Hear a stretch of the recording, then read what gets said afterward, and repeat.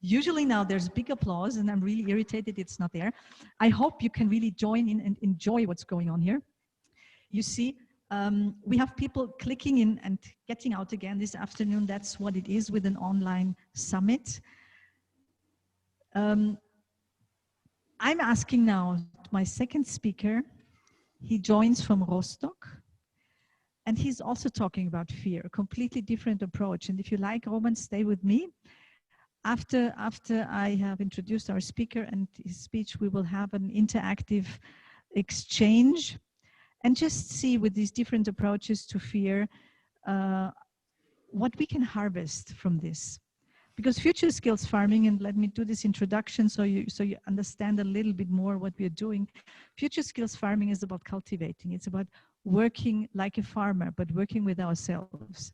So the soil for our actions is us, is our emotions, our creativity, our empathy, and our intuition.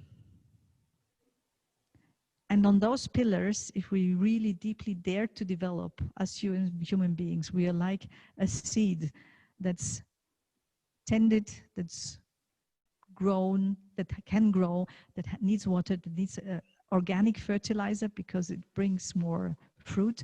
And then sometimes when we're lucky, we can harvest. And if it's a year like 2020, believe me, you can harvest so much. There's so much development and so much growing on our trees in this year that some of the trees break because it's too much. So we also have to take care to not be too quick, take care, be kind, be mindful with ourselves. So, but mindfulness is one part, and the other part is what our next speaker is going to talk about. It's Mr. Burkhard Müller. He's a captain, a Marine captain, and he is now working with companies which are in crisis. And exactly at this point of crisis where there is danger of life and death. So he's dealing with a lot of people not being able to think anymore, going into panic, but still with the responsibility to save thousands and thousands of lives, like on a cruise ship, for example. I met him there. He was one of my favorite captains, also because he had both approaches. You have to train when you're in panic. No, you have to train before, so when you're in panic, you can still access what you need to do to save these lives. Also with this, when you train that, you have to have a human approach because we don't learn when we feel under pressure. We don't learn when we are in panic. So welcome with me, Mr. Burkhard Müller, and he's talking about crisis management, how fear influences our brain, how to train for emergency, and how to use technology as a supporting feature. Welcome, Burkhard. Thank you, Karola. Yeah, first of all, thanks for inviting me. And I have to thank also the first speaker, Roman, because what he said matches already what I think. And perhaps you will find that also in my little presentation. I have prepared a little presentation I would like to show and comment within the next about 15 minutes. But again, it's really nice to hear that in a complete different context, like agriculture, we have the same view on ourselves and our human capabilities and limitations. So give me a second, I will start my presentation for you.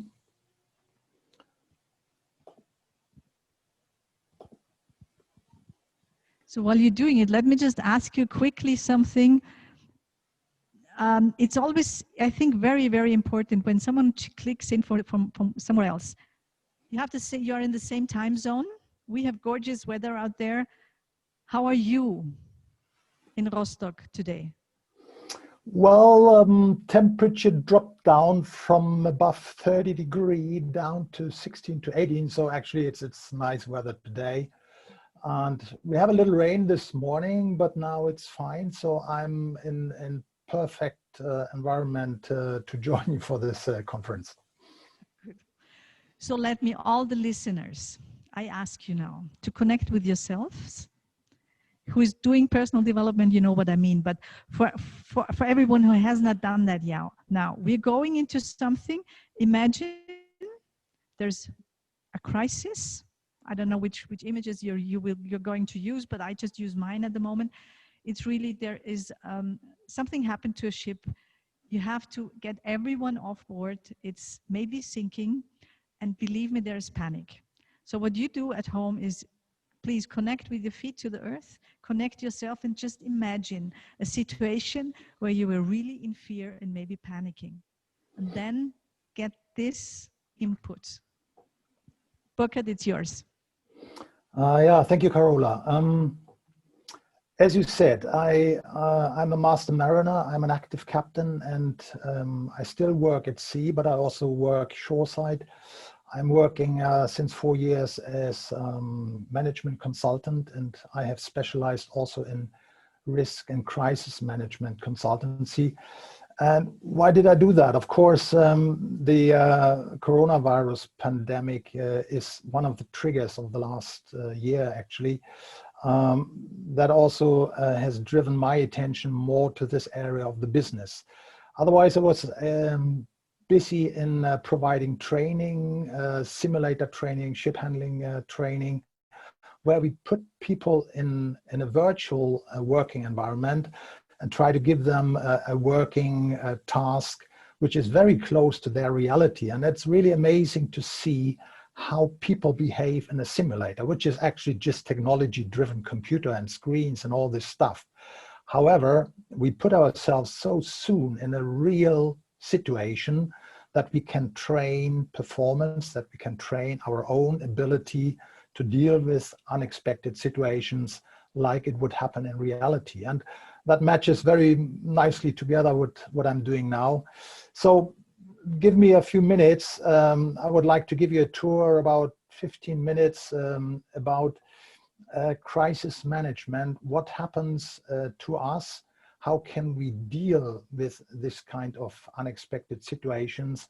And how can we come around our limitations which kick in when stress really takes a grip on us, on our brains? So, as I said, I worked 17 years at sea, and I've worked for many different companies. And the basic experiences I would share in the first place is that really one of the keys for companies to really be sustainable, successful in the business is that they are able to think further ahead as just to the financial goals. Senior or executive management of companies needs to be able to be strategic, look ahead, look perhaps a few years ahead where your company or yourself you might be in a couple of years. And the other element is look what may happen, what may hamper your way to that point. And if you do this, and if you don't do that alone, if you do that together with your colleagues, with your employees, with your team around you, you will find risks. And you will find situations where you need to be prepared for. And that's the other really basic experience I have gained over the last 30 years of my professional life. And this is that sustainable success in leadership comes from the really deep understanding. It is always the people who we are working with, who contribute, who make our company, our business successful. It's not the product. It's not the market. It's not technology. It's people. And we need to understand that, and we need to motivate them, to inspire them, and to keep them with us, and to really make use of their loyalty. And then we are able to run our business on a long term. However, that's just a basic statement in the beginning. Let's look where we are in our normal environment, where we feel well, like perhaps all of us now in this online conference. And then let's have a look into situations where the situation has changed. I would not do it too dramatic, I hope, but as Karola said in the introduction, there are situations, especially at sea, within minutes or even within seconds, your life changes from normal life to emergency. And yeah, let's have a look at that. Well, here we are. Normally, we are really clever people. We have great ideas. We have smart solutions for our business, perhaps for private projects. And perhaps the next sentence, don't take it too serious. Sometimes I tend also to do a little joke. We are great people if we want to impress somebody.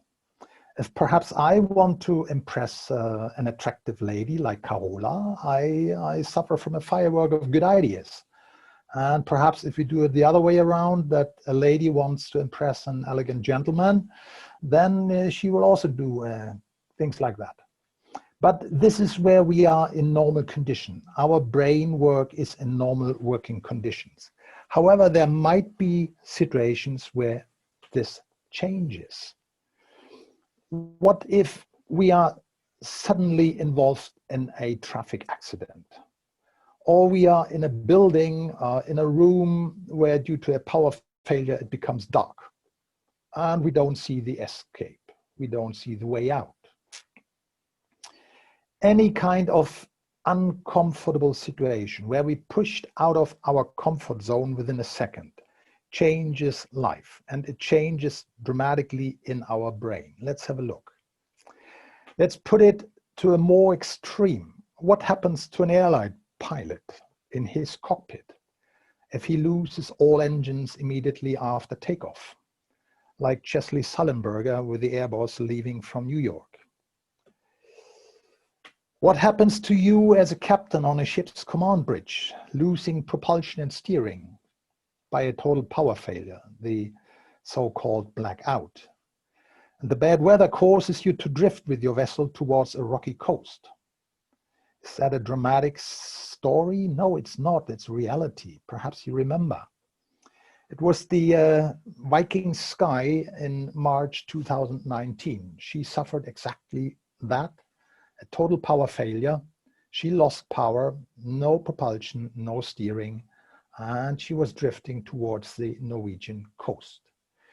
And if you have a look here on the photo, which I have marked a little bit yellow, she drifted as close as 100 meters to the coast, 100 meters from tragedy, before they were able to reinstate power and to escape from that threat.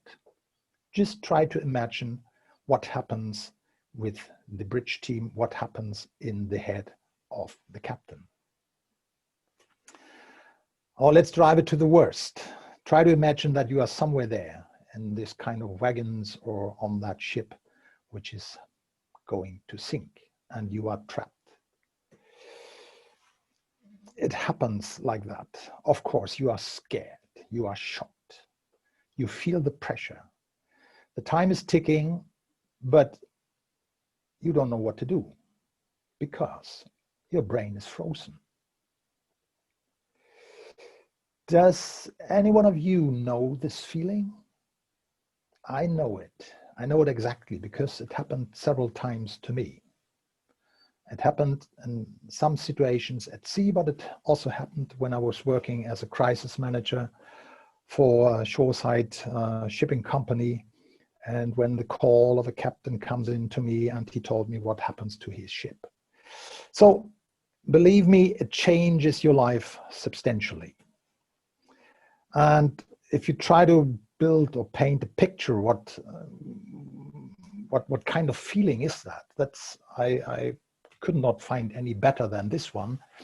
It's like a huge vortex you are sinking in when your brain becomes overloaded, when you are suffering from the stress and you don't know how to go forward.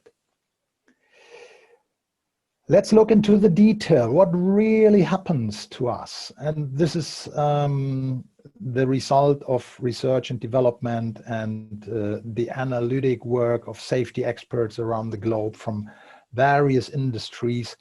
They have found out what does stress do to our cognitive performance, to our brain efficiency. So if we look here to the left side, we are hanging around a little bit bored. So our brain is not activated. We are feeling bored. We don't pay attention to the things around us. And our performance is, of course, very low. But then something changes, perhaps on a ship, the traffic around you, or you get a question, you get a request in a VHF call, or if you're in a management context in a shoreside company, you get a call from your boss, he asks you a question, and you have half an hour time to come back with a report about that. So you get activated. So, and your performance increases. And somewhere here, you reach your optimum.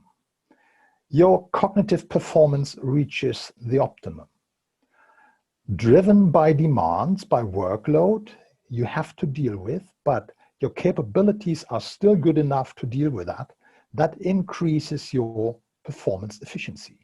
However, if situations like these or that kick in, then you end up here. You become overloaded. And what happens to your brain is you suffer from a so-called IQ dropout, IQ dump, or psychologists also call it spontaneous incompetence.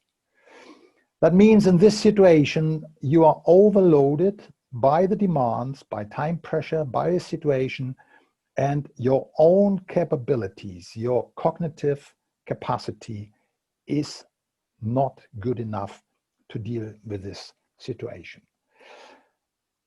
And this is not a nice feeling, I can tell you. Let's go to a bit more details. I've seen in the speaker round, we have a psychology specialist. I hope I don't tell bullshit now, but this is what I've written, what I've read in books written by psychologists. How does our brain work, and why do we lose the ability of logic thinking? Because our brain is divided in these two parts. It's the long-term memory, the so-called hard disk, and it's our short-term, our working memory, the CPU, so to say. In our long-term memory, we have a lot of nice descriptions. We have memories about situations we have experienced. But the more important part is this one here. We have also stored in our long-term memory what we have learned. We have learned as a kid how to behave, how to eat without creating a mess. This is stored in our long-term memory. We have learned to drive a bicycle or a car, and we have learned to deal with a lot of situations, and this is all sitting in our long-term memory, in our hard disk, and it's available. But only if our CPU is working, our short-term memory gets access to these stored memories, to these stored learning elements, to get them back out, to take it into action. But if I ask you now to remember a 10-digit telephone number and to repeat it without a failure, only a few of us are able. Most of us, we are unable. Because our short-term memory is not really a memory which is prepared to hold information for a long time. That's the reason why we call it short-term memory. But we need this. We need the CPU to get access to all the stuff we have learned and which is available to us to deal with unexpected situations. And that's the point. That's the bottleneck here. The CPU is the bottleneck. We can initiate sequential action only at this point. But what if there's no access to these actions we have stored in our memory? Or we don't find a useful action here because the situation is completely new to us. We don't find a matching learning or a matching activity memory in our long-term memory, then we are, so to say, lost. And that's the reason why we feel unable to deal with these kind of situations. Safety experts, psychologists have worked on this item for many, many years, for decades. And these situations, the only thing is that we follow a track of pre-planned and documented action. And you know what we are talking about. We talk about checklists. So what we find here on these checklists is really well thought through, is well considered by perhaps experts, by a team of professional people. So the content and the sequence of these actions is really well considered, well documented. And we just pull this checklist and help ourselves really to step ahead to deal with a situation which makes our brain frozen. And working with checklists is nowadays, it's so common in all safety critical industries and all safety critical businesses that they are also used to manage standard operating procedures. Like in an aircraft cockpit, to prepare for landing, you just use a checklist to make sure that you don't omit or miss an item which is needed to make a safe landing. And just a little comment on this checklist here. This is a nice little checklist about a private aircraft called Katana DV20. I believe it's an Austrian product, Karola. And I was private pilot in the late 90s for 10 years, and I flew this kind of aircraft. And this checklist helped me to correct the mistake I made when I was approaching an airfield in northern Germany. Perhaps if we have a time, I can tell you this little story, but let's move ahead. So again, what's the problem? The long-term memory is fine. Psychologists say we make use only a little part of the capacity of our long-term memory. That's the hard disk. The problem is here that our short-term memory, the CPU, is not getting us access to all the good stuff we carry around with us. Yeah, and this is the effect of stress. This is what drains our mental energy to stay strong, to deal with unexpected situations, with crisis situations. However, there's a way out. And that's training. Let's go back to our curve, to this performance over workload curve. The good stuff is that by training and experience, we can move this curve to the right.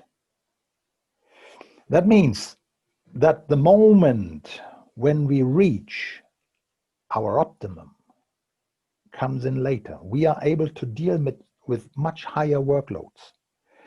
And the moment when we are falling over the edge, so to say, that we are dropping down to our spontaneous incompetence in our brain capacity and our performance efficiency comes in later. And that's simply the effect of training and experience. Do it again and again and again, and you get familiar with these situations. And this will result in what we see here on this little picture. We increase familiarity with certain situations, even if it is just a simulation of an emergency. However, we put ourselves in our behavior modes, in our behavior pattern, from knowledge-based behavior to skill-based behavior. It's like that. It's like driving a car. May I ask you, all of you, or perhaps most of you, are driving a car. Do you still think about what to do next if you drive a car? I believe not, because we have practiced it so often that we do this task as a skill-based behavior. And the fantastic outcome of this is that the error rate of our brain is much, much less. If we are in situations where we have low familiarity, we are overwhelmed by the situation, it needs our full attention to deal with it, our error rate is almost 1 out of 2. If we are moving ourselves, to a skill-based behavior pattern, the error rate drops down to 1 out of 10,000. Isn't that great? And all of us, we can achieve it. We just need to do it. A few sentences, a few words about computers. What's the role of computers in crisis management? Of course, they are great tools. We are using them. We are using them also for this online conference. We get connected around the globe. And if we talk about automation systems like on ships or in aircrafts, these computers, they provide us with live operational data. If they're connected to the World Wide Web, or we are using on ships, we are using satellite links, we have, within a second, we have all the essential technical data of this operating unit, aircraft, ship, production plant, whatever. We have it available in our crisis center. And this is, of course, great. Meanwhile, we talk about artificial intelligence. We have experts developing software modules. They are capable to learn. They learn based on previously achieved results. However, is that something we can rely on in a situation where we have to take decisions to save lives, to take care for people, to bring back a site where we have people being at risk, to bring that back to normal operation? This, in my experience, I might be wrong. However, I'm 30 years in my professional history and 25 years in shipping. In my experience, crisis management needs the intervention of human reasoning. It needs logic thinking. It needs the work of a team. It needs strong leadership, yes, because you have to take decisions, sometimes very often in very short time. However, we have to do this. And we, of course, make use of computers. We make use of all the information they provide to us. But crisis management needs human intervention, needs our brain work at best. So coming towards the end of my little presentation, where do we want to be, I ask you?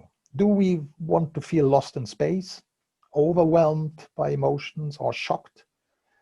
Or do we rely on computers, hoping that somewhen artificial intelligence will solve our problems? Or do we want to be prepared? Do we want to feel confident in our own capability? Do we want to feel confident and trust the people around us, the network around us? Because we know they have gone the same way through, because we have trained together, we have simulated things together, and we feel prepared also for unexpected situations. I think, yes, that's the way we want to be. So how can we do this? It's just a few basic statements. Of course, that's not all, but the basic I would like to address is think ahead. Companies, management, responsible leaders, think ahead. Try to think ahead as much as you can. Simulate for yourself and your team what may happen in the future. When unexpected changes, when risks grab your business. And then try to find ways how to manage, how to come around these scenarios which are relevant for your business. When you have found this, and you can do that again and again, and nothing is perfect, and the more often you do it, perhaps you will do it even better. But the results of that, please document, put it somewhere in plans, put it into procedures, and then implement these procedures, and then train, train, train. There's no way around. You have to train it for yourself. You have to train it for your team. And if you do this, you are already grown together to deal with situations. And then you see it really as a chance rather than a challenge. Ladies and gentlemen, thanks for your attention. And yeah, if we have questions, I'm happy to answer them. Much, Burkhard. I think this was so insightful, because it's such a clear approach that you have to work with repetitions. And me coming from the arts, we also, you know, I'm a singer, a trained singer. There's a lot of repetition, and we make a big difference between mechanical repetition, which you need to do because it needs to enter your system, and then you have the inspired exercising, rehearsing. And there the art comes in. And you know, with Future Skills Farming, we work exactly there, because we want people to develop their knowledge, their cognitive knowledge, to skills, but insightful skills. It's not about repetition. It's like in the crisis and emergency management, certain moments, it's just about skills, repetition, and going for something. And then if you really want to be successful and lead it outside, it's something like Roman said, you need to implement this love aspect and you need to implement your wisdom. So open to questions now. I saw some people dropped out. This is what I see. Is that true? Okay. Because it was so boring what I was telling. Well, no, this is not the point, but we have people here. So maybe we just ask some questions. Do you have some questions? I come with the microphone. I have one of my next speakers here and he says, does he have a question or not? Yeah.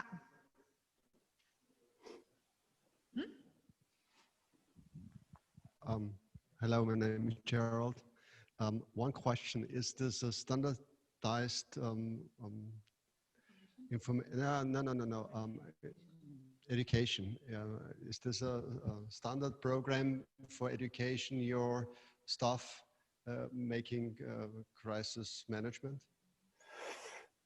Yes, we don't call it crisis management for the shipboard staff, for captains, for all engineers, for all officers, standing navigation watches. We call that emergency preparedness, and it's the training of emergency response. And there's a special term how we train it on the ships, which is so-called touch drills. I know it also from airline pilots that they are doing it the same. So they put themselves in a situation where they simulate for themselves, okay, this is now happening. I lose one engine in an aircraft, or we have a man overboard situation on a ship. What have we to do? And then we go for action, but we just touch the equipment. We don't initiate the action, we just touch the equipment. But that brings us to doing something, and that creates these pictures, these motions, which we are easily able to store in our memory. And if we do it the next time, we can recall it very easy. And I've seen people doing these touch drills, these emergency response training so often that they have memorized everything what they need as initial action in their mind. And they just use the checklist to make sure that they didn't forget anything. So it's a fantastic way to train, and this is how we push them on the ships. On the shore side, of course, we call it crisis management. That's not so much operational stuff. It's more the strategic way how to deal with crisis situations. What do we need to have in place? How do we work? What are our work methods? How we come to conclusions, to decisions? How do we communicate, which is of course one of the essential elements of crisis management. How do we communicate with our clients, with our companies, with our contractors, and of course with the public? And if we combine now, I mean, Roman, you also listen to that, you know, and this, I would say this standardized training, I don't hear the love in there, but I know it works better if there is this option. No, it's true, but you know, it's really that, because one approach is how to handle when you are in this situation, that you turned it around and you just see the small focus, and the other kind would be that yeah, combine both aspects.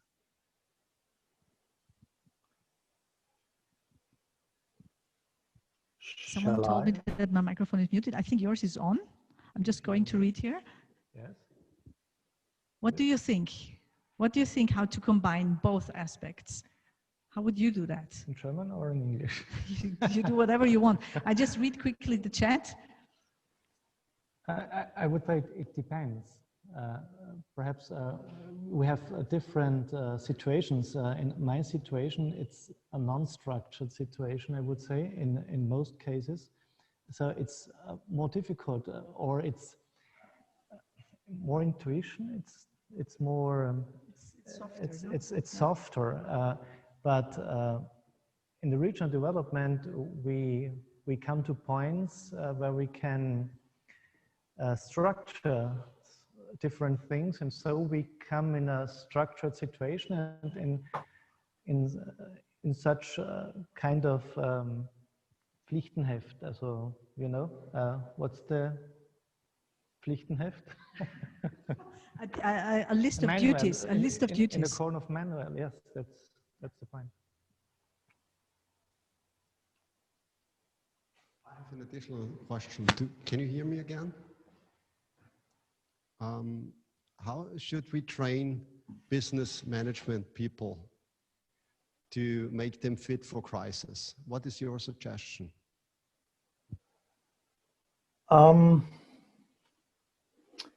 I believe the question is not how to train them, because this is all available. This is not rocket science.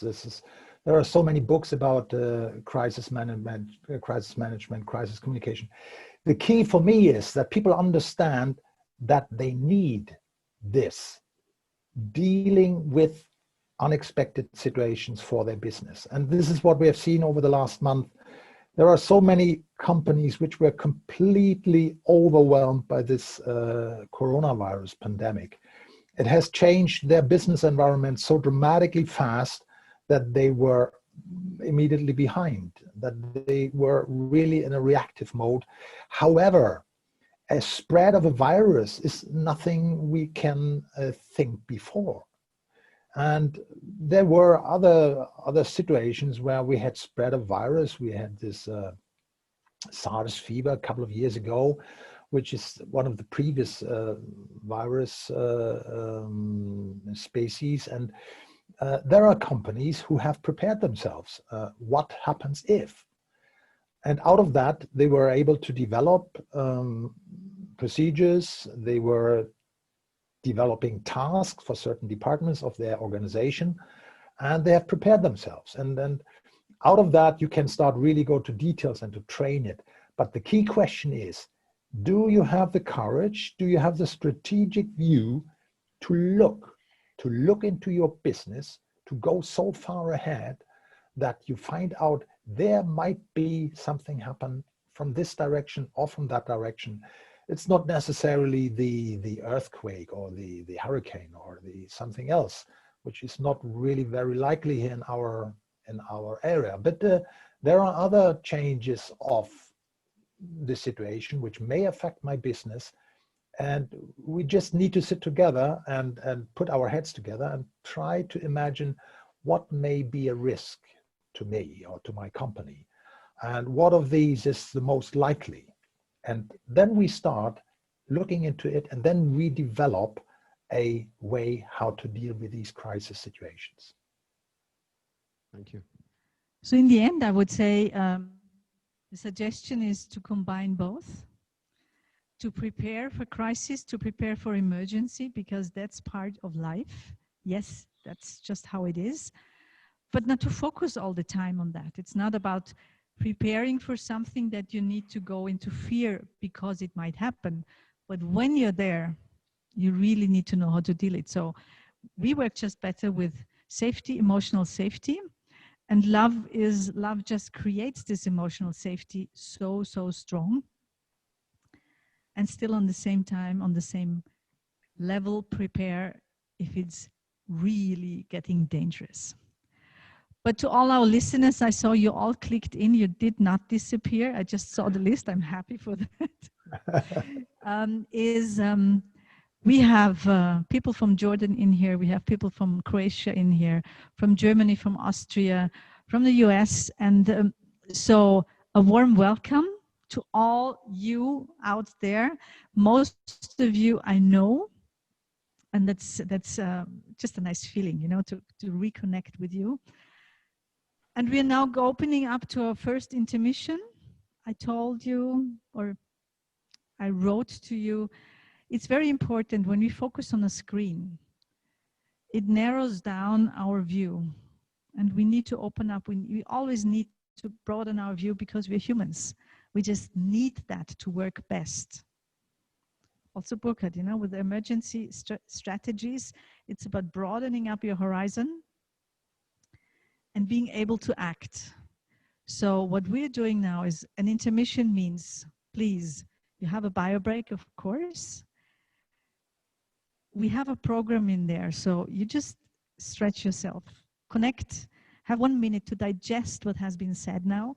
If you want, get a piece of paper, write down what's important to you, and enjoy what's going to happen. On one hand, there is music.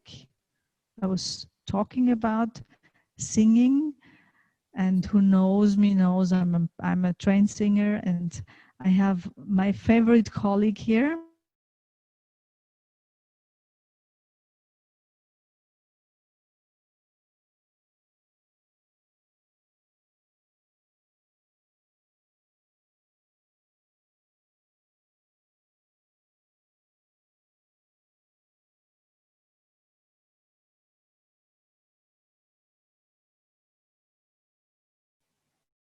Last hour.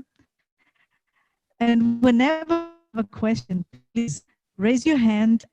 It's not me, you know, seeing it, but Gerald sees it. He will give me the input. If you have a question, open up your microphone. It's an intermission. And whenever you feel, you hear there's a feedback, just turn it back off and enjoy. And then we go on afterwards with a second very strong emotion. You know, we had here now fear, and there's one remedy, that's love or preparation. And then we are going into conflict, which also creates a lot of discomfort for us human beings. So stay tuned and enjoy.